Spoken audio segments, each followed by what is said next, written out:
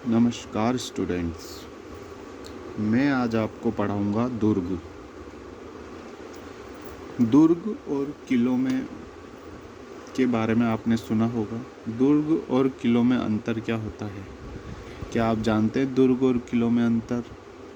आइए मैं बताता हूँ। दुर्ग सामान्यतया बड़े होते हैं, किले छोटे होते हैं। दुर्ग आप गए गए होंगे, जैसे आमेर दुर्ग, इधर से जयगढ़, नाहरगढ़, कोटा का किला, सामान्यतया चित्तौड़गढ़ दुर्ग जैसे। तो दुर्ग क्या होता है कि जिसमें सुरक्षा के पर्याप्त साधन हो, उसके अलावा बहुत विशाल काय होता है, उसके अलावा उसमें बहुत सारी श्रेणियां होती है। किले सामान्यतः छोटे होते हैं जिसमें पर्याप्त संसाधन नहीं होते। तो जैसे कि चित्तौड़गढ़ दुर्ग है। चित्तौड़गढ़ दुर्ग में क्या है,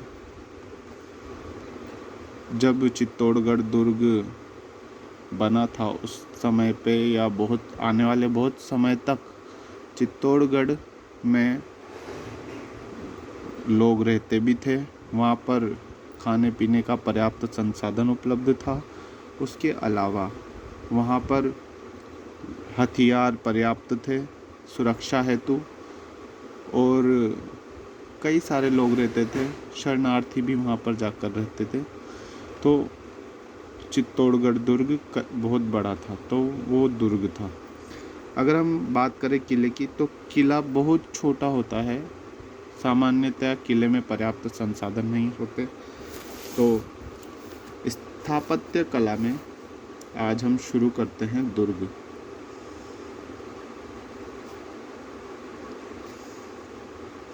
ठीक है, राजस्थान के दुर्ग।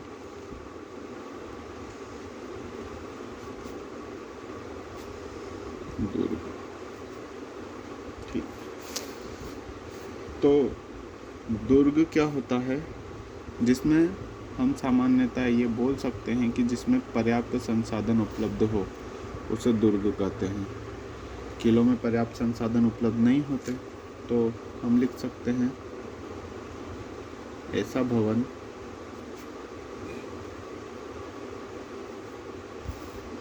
जिसमें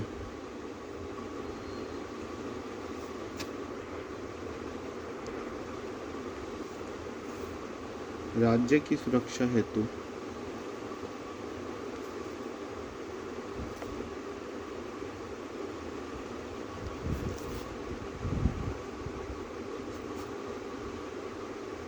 पर्याप्त संसाधन हो।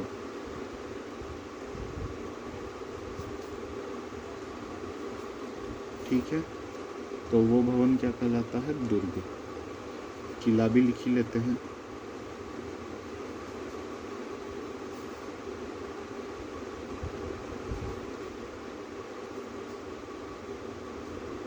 राज्य का छोटा भवन जिसमें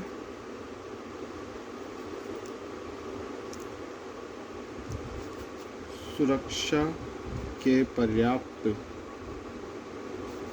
संसाधन न हो। तो समझ में आया आपको दुर्ग और किलों में क्या अंतर है? आइए दुर्गों के बारे में सामान्य जानकारी लेते हैं।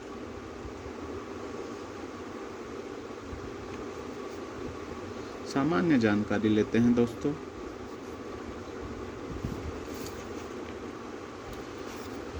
तो सबसे पहले जो सबसे पहला दुर्ग था, उसका प्रमाण हड़प्पा सभ्यता से मिला था।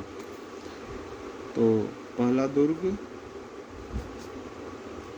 जिसका प्रमाण हड़प्पा सभ्यता से मिला था। ठीक है, तो अब मैं बताता हूँ आपको। आचार्य मुनि द्वारा मनुस्मृति में जो दुर्ग है उनका वर्गीकरण किया गया है। तो सबसे पहले दुर्गों का वर्गीकरण किया था आचार्य मुनि द्वारा मनुस्मृति में। ठीक है, सर्वप्रथम वर्गीकरण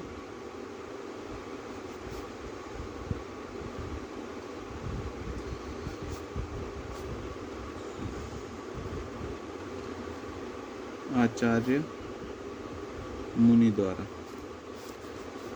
इन्होंने काय में किया? मनुस्मृति में।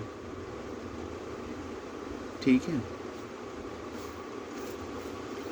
उसके बाद मनुस्मृति में किस प्रकार से वर्गीकरण किया गया है? मनुस्मृति में दुर्गों को 6 प्रकार का बताया गया है। कितने प्रकार का बताया गया है? 6 प्रकार का। लिख लेते हैं इसको भी। मनुस्मृति में दुर्गों का वर्गीकरण 6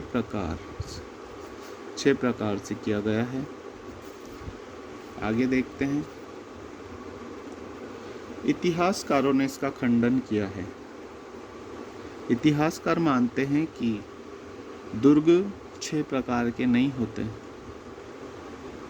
तो इतिहासकारों ने इसका खंडन किया है। ठीक है, इसके बाद कौटिल्य ने दुर्गों की 4 श्रेणियां बताई है, जिससे काफ़ी इतिहासकार सहमत थे। कौटिल्य ने कितनी श्रेणियां बताई है दुर्गों की? 4 श्रेणियां। ठीक है,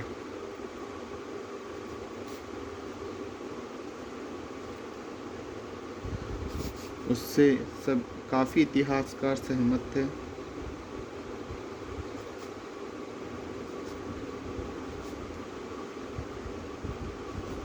कौन कौन सी 4 श्रेणियां बताइए, लिख लेते हैं। पहली कौटिल्य ने बताई है गिरि।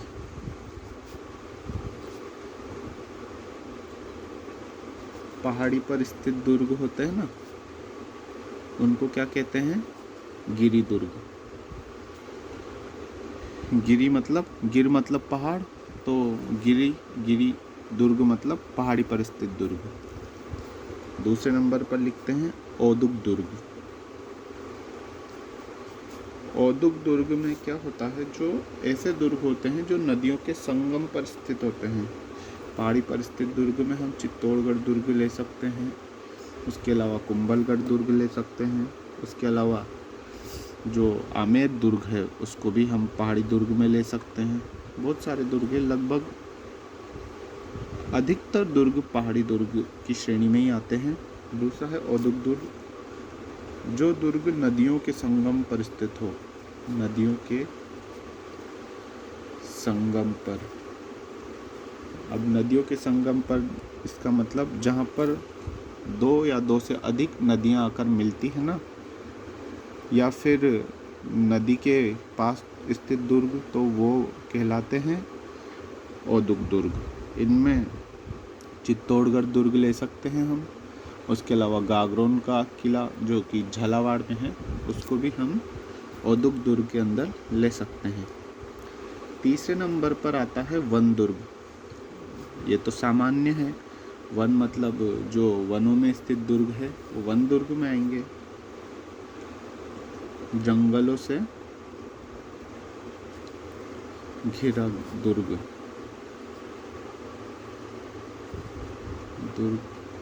ठीक है, अब हम लेते हैं चौथे नंबर पर धानवन दुर्ग। धानवन दुर्ग होता है जो सामान्य समतल जमीन पर होता है, तो उसको धानवन दुर्ग कहते हैं।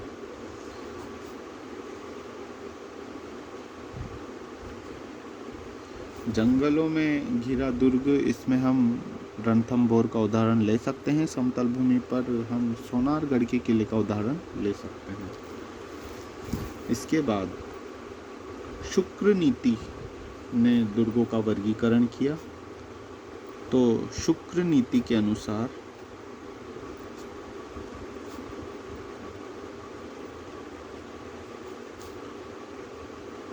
दुर्गों की 9 श्रेणियां बताई गई है।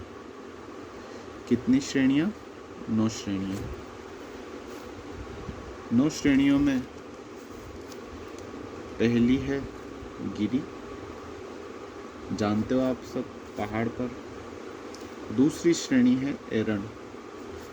एरण श्रेणी का मतलब ऐसी श्रेणी जिसमें दुर्गों तक जाना कठिन हो जाता है।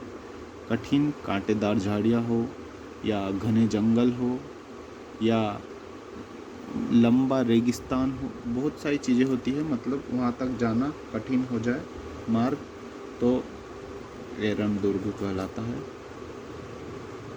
ठीक है। गिरी दुर्ग मतलब पहाड़ पर। तीसरे नंबर पर हम लेते हैं वन दुर्ग, जंगलों से घिरा हुआ। ठीक है। चौथे नंबर पर लेते हैं धानवन दुर्ग, जो समतल भूमि पर या रेगिस्तान में भूमि या रेगिस्तान। ठीक है, तो ये धानवन दुर्ग की श्रेणी में आएगा। 5वें नंबर पर हम लिखते हैं जलदुर्ग, जो जल से घिरा मतलब नदियों से घिरा हो। ठीक है। 6ठे नंबर पर आएगा पारिक दुर्ग। ठीक है। पारिक दुर्ग क्या होता है? जिसके चारों तरफ गहरी खाई हो।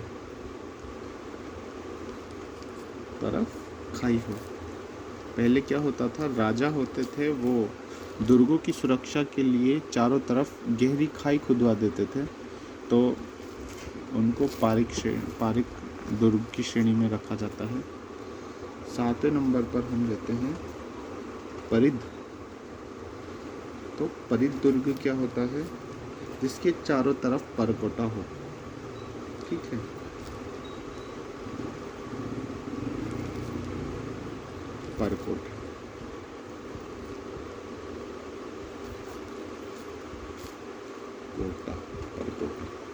परकोटा कहते हैं।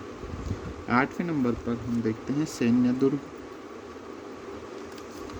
जिसमें सैनिक निवास कर सकते हैं। सामान्यतः दुर्गों में क्या होता है, जनता निवास करती है, राजा महाराजा निवास करते हैं, लेकिन सैन्य दुर्गों में सैनिक भी निवास करते हैं। ठीक है। उसके अलावा सैन्य दुर्ग लगभग सभी दुर्ग सैन्य दुर्ग होते हैं, लगभग सभी दुर्ग। 9वें नंबर पर सहाय दुर्ग। ठीक है। सहाय दुर्ग क्या होता है? जिसमें सैनिक प्लस आमजन सभी रहते हैं, तो वो सहाय दुर्ग की श्रेणी में आता है। आशा करता हूँ आपको वीडियो पसंद आई होगी। अगर वीडियो पसंद आई हो तो चैनल को सब्सक्राइब करें, ताकि आने वाली वीडियो आपको मिल सके। धन्यवाद मेरे दोस्तों। अगली वीडियो में मिलते हैं। Good bye.